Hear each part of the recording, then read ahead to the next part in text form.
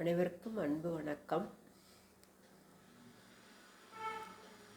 இப்போல்லாம் பெற்றோர்களுக்கு அவங்களுடைய பசங்களை ரொம்ப பாதுகாப்பாக வளர்க்கணுன்றது ஒரு பெரிய கஷ்டமான வேலையாக இருக்குது.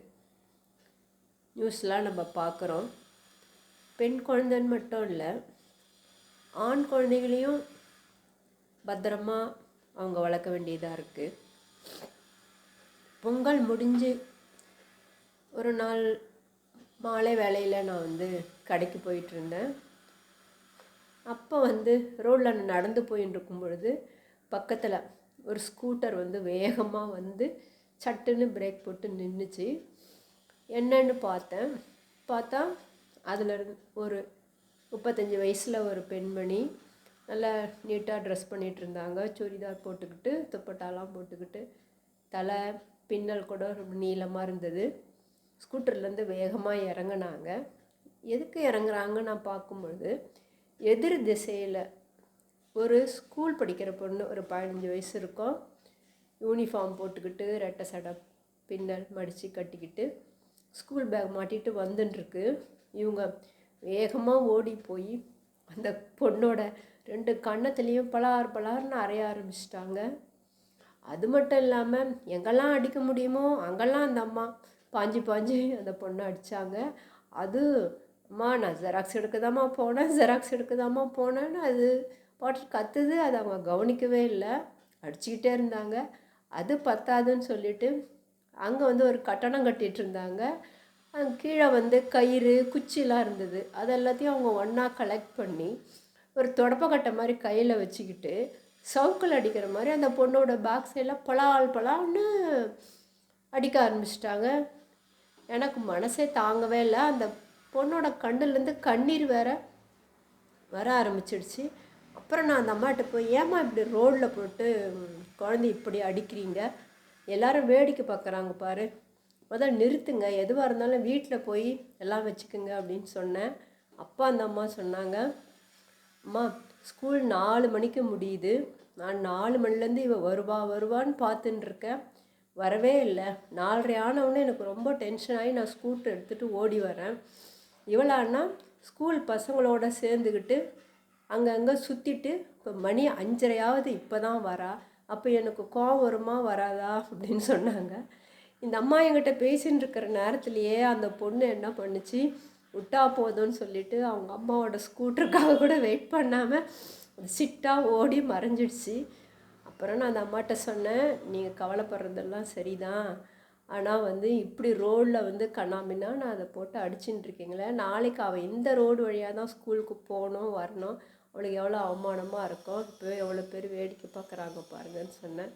அப்புறம் அந்த அம்மா சரிம்மா அப்படின்னு சொல்லிட்டு தலையாட்டிட்டு ஸ்கூட்டர் எடுத்துக்கின்னு அவங்க பொண்ணு பின்னாடியே போயிட்டாங்க. இந்த செயல் இந்த அம்மா செய்தது சரியாக இருந்தால் கூட அது ரோடில் அப்படி அந்த பொண்ணுக்கிட்ட பிஹேவ் பண்ணது எனக்கு கொஞ்சம் கஷ்டமாக தான் இருந்தது. ஆனாலும் ஒரு ஆறுதலான விஷயம் என்னன்னா, இப்போ இருக்கிற பெற்றோர்களுக்கு அது புரிஞ்சிருக்கு. நம்ம பசங்களை நம்ம பத்திரமாக வளர்க்க வேண்டிய கட்டாயத்தில் நம்ம இருக்கோம் அப்படின்னு சொல்லிட்டு, அந்த விதத்தில் எனக்கு கொஞ்சம் மனசு நிம்மதியாக இருந்தது. திருப்பதி வெங்கடாசலபதியை தரிசனம் செய்கிறதுக்கு எல்லோரும் ஆன்லைனில் புக் பண்ணுங்கள், டைமை ஃபிக்ஸ் பண்ணிக்கோங்கன்னு சொல்லுவாங்க. அது மாதிரியே அங்கே ரூம் வேணும்னாலும் நம்ம புக் பண்ண வேண்டியதாக இருக்குது. இப்போ நான் நினச்சிப்பேன், படிக்காத மக்கள்லாம் எப்படி திருப்பதி வெங்கடாசலபதியை போய் தரிசனம் பண்ணிட்டு வராங்க, அவங்களுக்கு ரொம்ப கஷ்டமாக இருக்கும்ல இந்த ஆன்லைன் புக்கிங்லாம் நினச்சிப்பேன் நான். அப்போ தான் எங்கள் வீட்டாண்ட ஒரு அம்மா, அவங்க 50 வயசுக்குள்ளே தான் இருக்கும், நிறைய வீட்டில் வேலை செய்கிறவங்க, அவங்க எங்கிட்ட திருப்பதிக்கு போயிட்டு வர போகிறோமா அப்படின்னு சொன்னாங்க எங்கிட்ட. அப்புறம் நான் அவங்களுக்கு கொஞ்சம் ரூபாவை கொடுத்து உண்டியில் போட சொன்னேன், கொஞ்சம் தனியாக ரூபாவை கொடுத்து லட்டு வாங்கிட்டு வர சொன்னேன். அவங்க டிசம்பர் 7ஆம் தேதி மத்தியானம் மேலே கிளம்புனாங்க திருப்பதிக்கு. சரி, இவங்க ஆன்லைன்லலாம் புக் பண்ணியிருக்க மாட்டாங்கன்னு தெரியும், இவங்க போயிட்டு வரத்துக்கு 2-3 நாள் ஆகும், அவங்க அந்த பொது தரிசனத்துக்கு காத்திருந்து பார்த்துட்டு வருவாங்க அப்படின்னு நினச்சேன். இவங்க 7ஆந்தேதி மத்தியானம் தான் கிளம்பி போனாங்க. அப்புறம் பார்த்தா 9ஆந்தேதி விடிய காலையிலேயே கேட்டு தட்டுறாங்க. போய் பார்த்தா இவங்க நின்றுட்டுருக்காங்க. என்னம்மான்னு கேட்டால், நீங்கள் லட்டு வாங்கிட்டு வர சொன்னீங்களேம்மா, திருப்பதியிலேருந்து லட்டு வாங்கிட்டு வந்திருக்கேன், அது கொடுக்க தான் வந்தேன்னாங்க. எனக்கு ரொம்ப ஆச்சரியமாயிடுச்சு, எப்படிங்க இவ்வளோ சீக்கிரமாக வந்துட்டீங்கன்னு. அப்போ தான் அவங்க சொன்னாங்க, அவங்க வந்து 7ஆந்தேதி ஞாயிற்றுக்கிழமை ஒரு 3 மணிக்கு மேலே திருவள்ளூரில் திருப்பதிக்கு ட்ரெயின் ஏறியிருக்காங்க. திருப்பதிக்கு 7 மணிக்கு போய் சேர்ந்துருக்காங்க. அங்கே போயிட்டு இவங்க குடும்பம் ஃபுல்லாக மொட்டை போட்டுருக்காங்க. மொட்டை போட்டுக்கிட்டு பொது தரிசனத்துக்கு போய் நின்று இருக்காங்க. அப்புறம் 8ஆந்தேதி மத்தியானம் 12 மணிக்கு முன்னாடியே அவங்க வந்து பெருமாளை வந்து தரிசனம் பண்ணிட்டு முடிச்சிட்ருக்காங்க. அப்புறம் வெளியில் வந்து சாப்பிட்டுட்டு லட்டெல்லாம் வாங்கிட்டு அப்போவே ரிட்டன் பஸ் ஏறிட்டுருக்காங்க. பூந்தமல்லியில் வந்து இறங்கிட்டு அங்கேருந்து ஆட்டோ பிடிச்சி 8ஆந்தேதி இரவே ராத்திரி 11 மணிக்கெல்லாமே அவங்க வீட்டுக்கு வந்துட்டுருக்காங்க. எனக்கு இது ரொம்ப ஆச்சரியமாக இருந்தது. 7ஆந்தேதி மத்தியானமாக கிளம்பி போய் இவங்க 8ஆந்தேதி ராத்திரியே வீட்டுக்கு வந்துட்டாங்களே அப்படின்னு சொல்லிட்டு எனக்கு கொஞ்சம் மகிழ்ச்சியாகவும் இருந்தது. ஓ, இப்படி தான் வந்து மக்கள்லாம் வந்து கரெக்டாக பெருமாளை போய் பார்த்துட்டு தரிசனம் பண்ணிவிட்டு வந்துடுறாங்க அப்படின்னு சொல்லிட்டு இது ஒரு ஆறுதலான சந்தோஷமான விஷயமா இருந்தது. ஒரு ஜோக் ஒன்று பார்த்தேன்.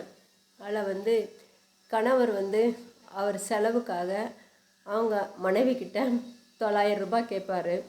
அந்த அம்மா சொல்லுவாங்க, என்கிட்ட 900 ரூபாய்லாம் இல்லை, 7000 ரூபாய் தான் இருக்குது அப்படின்னு சொல்லுவாங்க. ஒரு செகண்ட் அவங்க கணவர் வந்து ஷாக் ஆகிட்டு, சரிம்மா பரவாயில்ல 7000 கொடுன்னு சொல்லுவார். இந்த இடத்துல என்னன்னு சொன்னால், அவர் கணவர் கேட்டது 900ன்னு சொன்னது 9 பக்கத்தில் 2 0 போட்டு அந்த நம்பரை தான் அவருக்கு சொன்னது. ஆனால் இந்த அம்மா 900ன்ற அந்த உச்சரிப்புனால 9 பக்கத்தில் 3 0 அந்த அம்மா வந்து நினச்சிட்டாங்க. இந்த தடுமாற்றம் வந்து நிறைய பேருக்கு ஏற்படும் தான். மேடையில் கூட வந்து நிறைய பேர் பேசும்பொழுது இந்த 900ன்னு சொல்லும்போது கொஞ்சம் தடுமாறுவாங்க. இதை வந்து அரசு வந்து ஒரு திருத்தம் செய்யலாம் இந்த மாதிரி உச்சரிக்கிறதுல. ஏன்னா அப்போல்லாம் வந்து இந்த கை ngை சைன்னு நம்ம எழுதுவோம். அதுவே வந்து நை லையெல்லாம் எழுதும்பொழுது அதே மாதிரி எழுத முடியாது. மேலே வந்து ஒரு தும்பிக்கை மாதிரி, யானையோட தும்பிக்கை மாதிரி ஒரு இதை போட்டு தான் நம்ம எழுதுவோம். அப்போ வந்து எல்லாருக்கும் அந்த நை லையெல்லாம் எழுதுறது கொஞ்சம் கஷ்டமான வேலையாக இருந்தது. அப்புறமா அதில் ஒரு திருத்தம் கொண்டு வந்ததுனால கை ngை சை ஞை எழுதின மாதிரியே நம்ம நை லையெல்லாம் எழுதலான்னு சொல்லிட்டு சொன்னதுனால எல்லாருக்கும் அது ரொம்ப எளிதான வேலையாகிடுச்சு. பசங்க எல்லாருமே சின்ன பசங்களாம் கூட ரொம்ப ஈஸியாக அதை எழுத ஆரம்பிச்சிட்டாங்க. அதே மாதிரி உச்சரிப்பில் கூட இப்போது ஒரு திருத்தம் செய்யலாம். எப்படின்னு சொன்னால், இப்போ 9 பக்கத்தில் ஒரு 0 போட்டால் நம்ம அதை வந்து 90ன்னு சொல்கிறோம். அதுக்கு பதில் அதை வந்து 90ன்னு சொல்லலாம். 90ன்னும் போது அதில் 9 10 இருக்குது அப்படின்னு ஒரு பொருளாயிடும். 9 பக்கத்தில் நம்ம 2 0 போடும்பொழுது அதை நம்ம 900ன்னு சொல்லிட்டு சொல்கிறோம். அதுக்கு பதில் அதை வந்து 90ன்னு சொல்லலாம். அதில் 9 100 இருக்குன்னு பொருளாயிடும். அப்புறம் வந்து 9 பக்கத்தில் 3 0 போடும்பொழுது அதை நம்ம 900ன்னு சொல்லலாம். அதில் வந்து 9 1000 இருக்குதுன்னு சொல்லிட்டு பொருளாயிடும். இப்போ வந்து 70 80 90 100 700 800 90 1000 7000 8000 900 10000 இந்த மாதிரி ஒரு உச்சரிக்கிறதுல ஒரு திருத்தம் கொண்டு வந்தால் நிறைய பேர் வந்து குழப்பம் வராது, தடுமாற்றம் இல்லாமல் ஈஸியாக சொல்ல முடியும். இது வேறு ஏதாவது சிக்கல் வருமானு தெரியல. ஆனால் இது ரொம்ப எளிமையாக உச்சரிக்கிறதுக்கு எல்லாருக்கும் வந்து கஷ்டம் இல்லாமல் இருக்கும், புரிஞ்சிக்க முடியும் எல்லாராலும் எளிதாக. அனைவருக்கும் நன்றி, வணக்கம்.